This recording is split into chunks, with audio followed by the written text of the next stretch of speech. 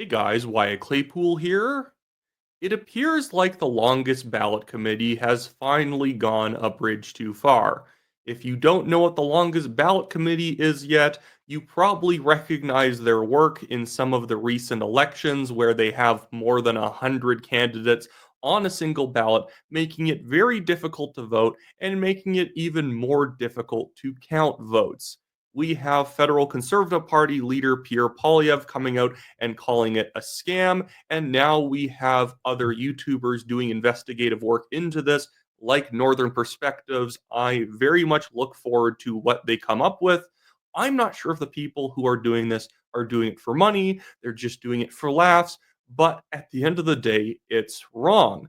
And I want to go over some of the information that's come out over the last 24 hours with some of the people involved in the Longest Ballot Committee, organizing it, promoting it, as well as putting their own names on the ballots, having trolls remorse, and getting mad at people for finally pushing back on them. And I would like to say right at the start here, I do not condone anyone harassing the people who are involved in the Longest Ballot Committee, doing anything to them, doxing them, trying to like harass people they know. That's all wrong. Are they harassing voters effectively? Yeah, basically making it very difficult for disabled people to vote, people who have sight issues, or just making sure people stay home because, well, it's difficult to vote. The Longest Ballot Committee is targeting the Battle River Crowfoot by-election. Now, is this going to prevent Pierre Poilievre from winning? No, he's easily going to win. Did this change the results of Carleton? No, I think Poilievre lost fair and square there. It was always a tighter riding, and then because he was a leader, he didn't actually door knock his own riding because he has to be elsewhere. And then a bunch of other fumbles in the election led to him losing his own seat. But that doesn't mean what the Longest Ballot Committee is doing is not anti democratic. And the hilarious thing is the people running it pretend that they care so much about democracy. We care about proportional representation, and we're jamming as many random idiots' names on the ballots in order to promote the idea that we need a fairer electoral system.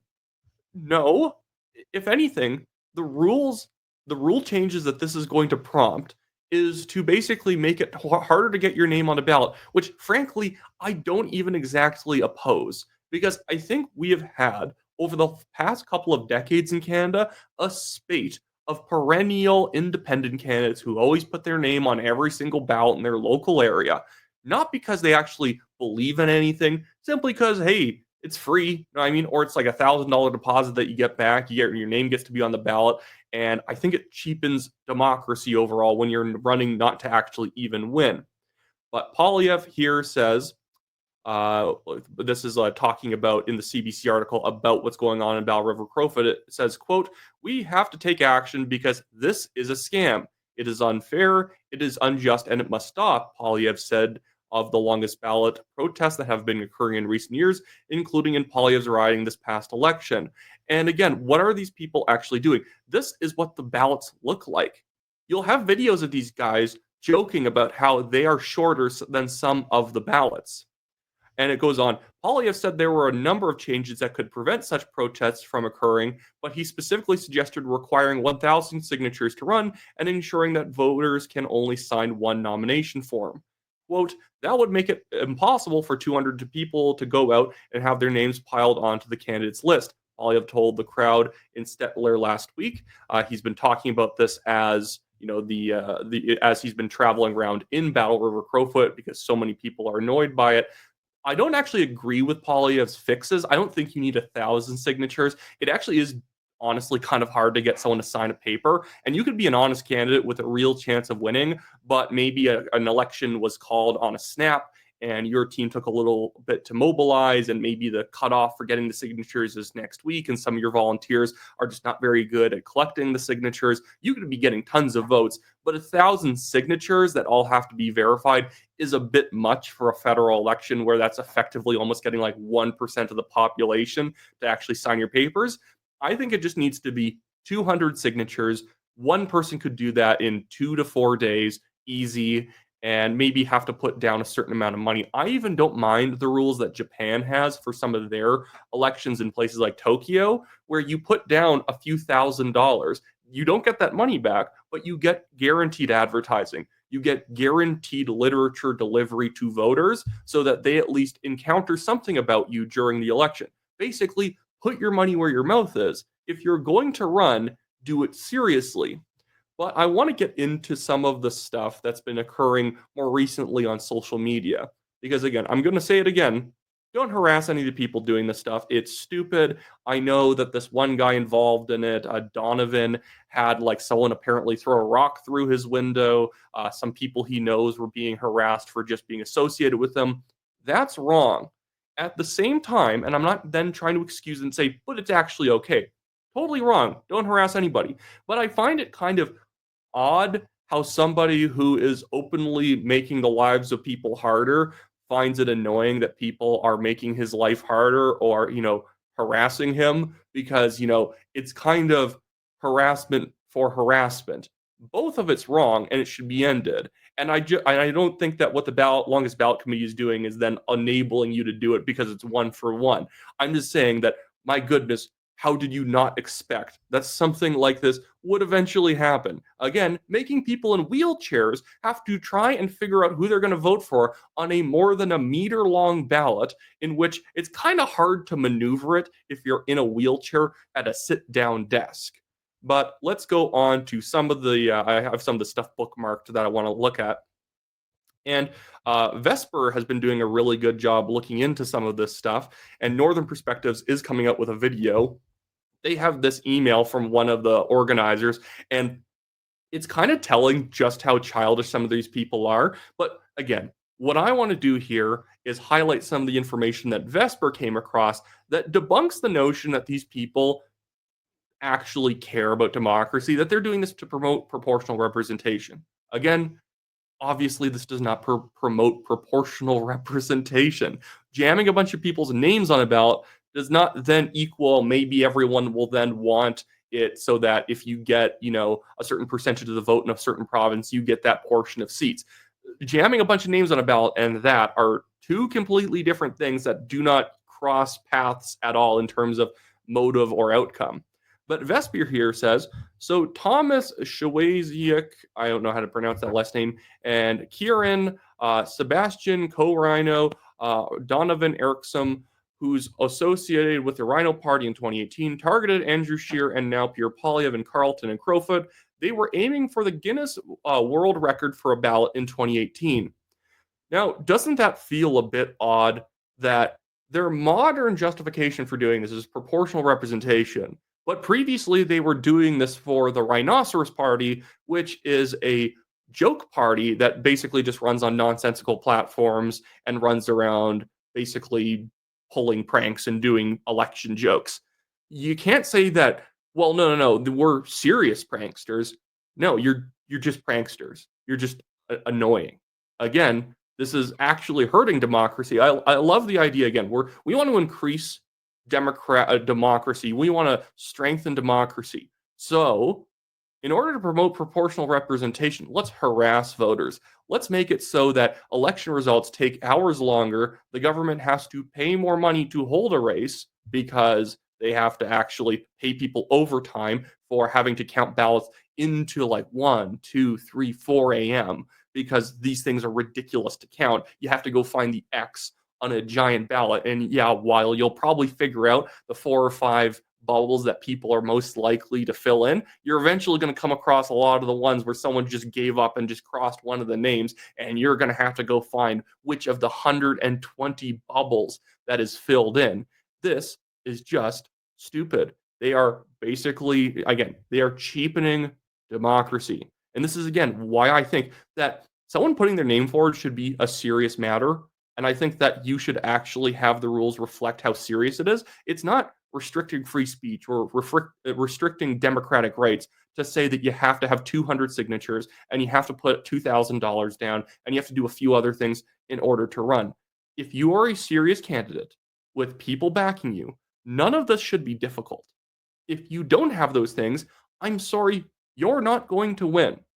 I noted this on social media yesterday. If you actually go back before 2000, you will find far more out of the box small parties and independent candidates winning elections.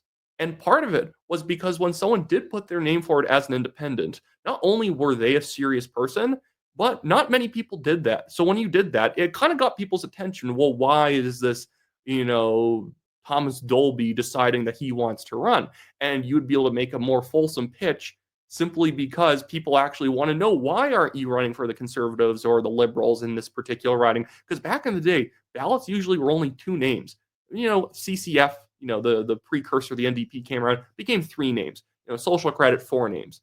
And then you started just having small parties that run in every riding that aren't actually trying to win, and they don't have a clear message, and independents who are perennial candidates. Like, one guy I get annoyed with is Larry Heather, who is always running for the Christian Heritage Party in one riding or running for mayor. And it's like, stop. You're not doing anything with this. If anything, you are cheapening the idea of somebody else running, because now the ballot gets to be 32 names long, full of people who didn't even take 5 seconds to even go out and actually campaign. Just throw your name up and arrogantly act like, oh, well, voters should select me if they want someone good in office. Well, they're not, because you're an idiot, because you don't know what you're doing, and you're just doing this for ego. And I think that egos and pranks should not be involved in electoral politics. When I say egos, obviously, politicians are some of the most ego-driven people on the planet. But if you're just putting your name on the ballot for ego reasons and you're not actually going to campaign, you should get fined. Or if you put money down, $1,000 deposit down, they shouldn't give it back unless you get at least 500 votes. You should at least drive 500 people out, or you don't get your money back. Because, yeah, you weren't serious, and the system had to do a bunch of extra work to file your paperwork, to make the ballots longer for you who aren't actually doing anything serious here.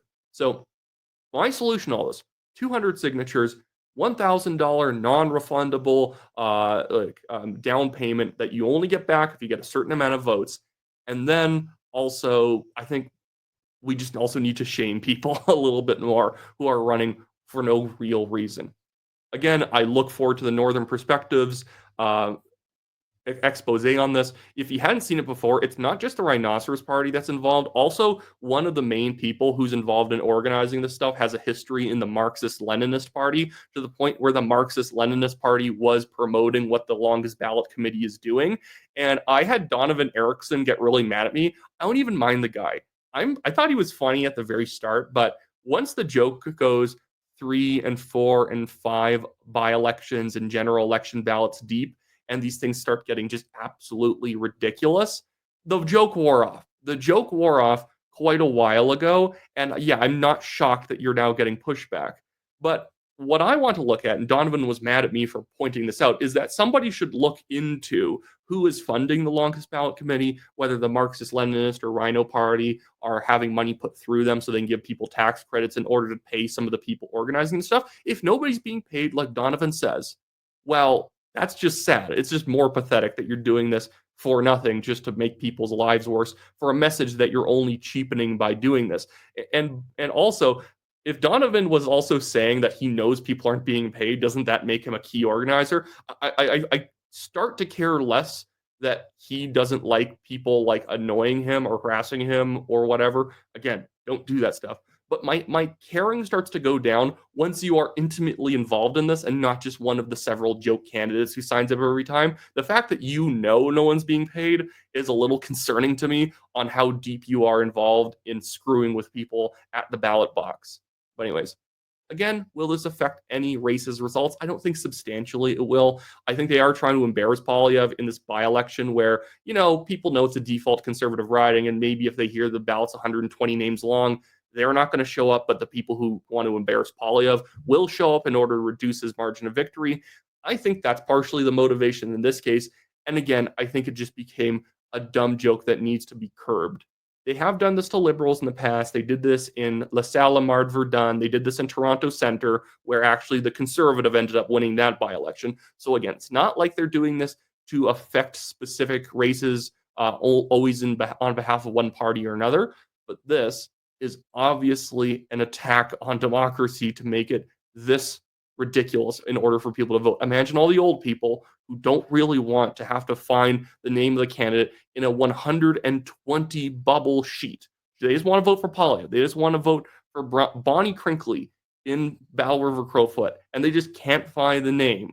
and they just give up because the thing's 120 names long, and maybe you don't already have the best eyesight, you don't have the best mobility, so you don't really like moving the ballot to go find the specific name. But why did it's alphabetical order? Well, some people aren't going to clue into that right away, and it's going to take them a while.